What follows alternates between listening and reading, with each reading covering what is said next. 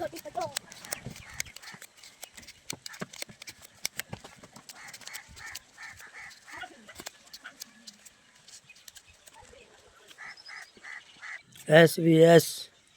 ਤੁਸੀਂ ਸਾਡੇ ਨਾਲ ਇਮਦਾਦ ਕਰਦੇ ਨੇ। ਤੁਸੀਂ ਸਾਨੂੰ ਹਰ ਮਹੀਨੇ 20,000 ਰੁਪਇਆ ਦਿੰਦੇ ਨੇ। ਅਸੀਂ ਆਪਣੇ ਬੱਚਿਆਂ ਨੂੰ ਲਾੜੇ ਲਵਾਣੇ। ਅੱਲਾਹ ਤਾਲਾ ਤੁਹਾਨੂੰ ਇਸ ਤੋਂ ਜ਼ਿਆਦਾ ਦੇਵੇ।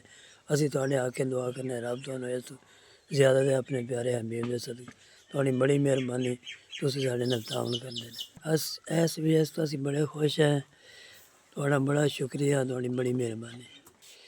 ਜਿੱਥੇ ਸਾਨੂੰ ਜੀ ਆਪਣੇ ਛੱਡ ਕੇ SBS ਸਾਡੇ ਕੰਮ ਆਈ ਹੈ। ਅਸੀਂ ਆਪਣੇ ਬੱਚਿਆਂ ਨੂੰ ਬਲਾੜੇ ਲਵਾਉਣੇ, ਤੁਸੀਂ ਪੈਸੇ ਦਿੰਦੇ।